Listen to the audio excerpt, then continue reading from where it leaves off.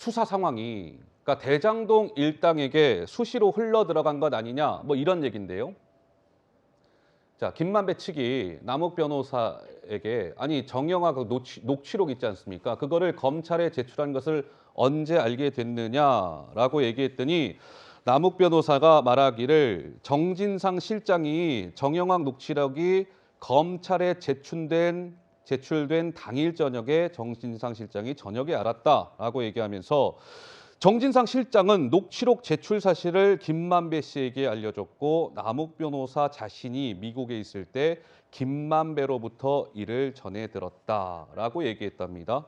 김종혁 의원님, 그러면 이재명 민주당 대표 측의 이 수사 진행 상황이 실시간으로 흘러 들어갔다라고 봐야 되는 겁니까? 우리가 굉장히 그 의심스러웠던 거 있었잖아요. 유동규 씨가 압수수색을 당하는데 거기서 그때 정진상 씨가 전화를 해서 너 병원에 가 있든지 아니면 어디 산속에 들어가서 몇 개월 동안 숨어 있든지 그리고 그 핸드폰 빨리 던져버려라, 없애버려라 뭐 이런 지시를 했다는 게 이제 나중에 확인이 됐잖아요. 김종혁 의원님 말씀 중에 죄송한데 마침 그 목소리가 준비가 돼 있는데 그거 듣고서 그래요? 말씀을 좀 이어서 예, 들어볼까요? 예. 함께 한번 들어보시죠.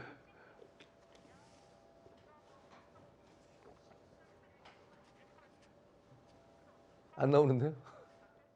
압수수색될 때 또는 체포될 때 내가 이렇게 이런 상황이다 해가지고 뭐 전화하신 건 없다면서요? 통화 안 하셨다 그러셨죠? 어? 이 친구하고 통화한 예가 최근에 전혀 없습니다. 제가 들은 바로는 작년부터 이혼 문제 때문에 집안이 너무 문제가 있다고 그래서 압수수색 당시에 자살한다고 약을 먹었다고 해요. 그래서 뭐 침대에 들어 누워 있었다 뭐 이런 보도가 있던데. 지사님, 근데 제가 듣다 보니까 그 유동규가 약을 먹고 누워 있었다, 그렇게 본인밖에 알 수 없는 상황을 어떻게 이렇게 잘 아세요? 정진상 실장님이 보고해 준 겁니까? 제가 가까이 있는 사람들과 아는 사이 아니겠어요? 누가 그렇게 보고를 해주셨어요? 잘 기억이 안 납니다. 자, 김종혁 의원님 이 부분을 아까 지적하셨던 거 아니겠습니까? 잘 기억이 예. 나지 않는다는 얘기는 뭐 상투적으로 음. 그 진실을 회피할 때 쓰는 그런 표현인데요. 그때도 저 발언 자체에 대해서도 의문이 많이 제기됐던 게 유동규 씨를 잘 모른다고 그러는데 유동규 씨가 무슨 뭐 가정 사생활이 어떻게 됐고 뭐 병원에 입원했고 이런 얘기까지 다 알고 있었다는 사실이 저기서 저 증언을 통해서 드러났던 거 아니에요.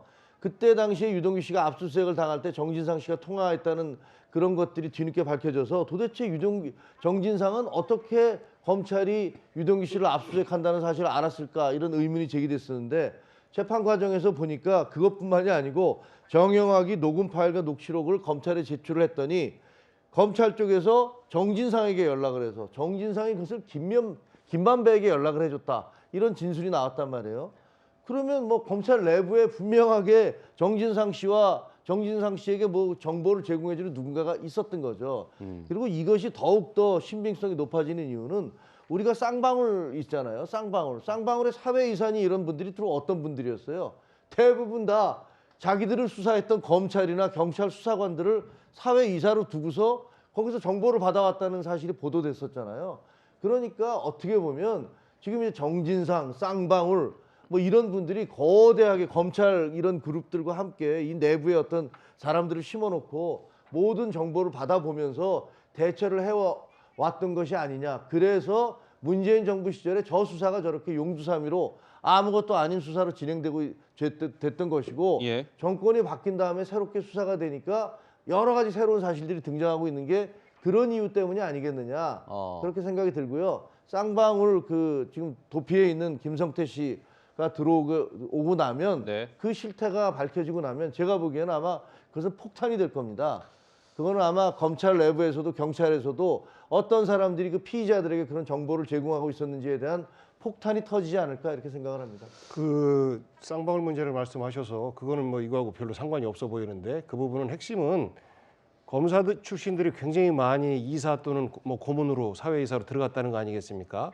퇴직공직자 특히 검사에서 일했던 분들이 많이 갔다라고 하는 것은 그분들의 도덕성과 관련된 문제, 업계와 그분들이 얼마나 밀착되어 있는지 저는 이것이 핵심이고 이런 부분들을 없애기 위한 사회적 노력을 해야 된다라는 부분으로 받아들여야 될 것 같고요. 유동규 씨는 아시는 것처럼 이재명 씨를 못 만납니다. 유동규 씨는 선거 캠프에 2014년 그 이후로 해서 참여한 적이 없어요. 그리고 실제 김용 정진상은 유동규 씨와 만나지만 이재명 당시 시장과는 만난 적이 없어요. 어. 그렇기 때문에 유동규 씨 말도 추측일 수밖에 없는데 남욱 씨 말은 결국은 유동규 씨 통해서 들은 거기 때문에 다 추측입니다.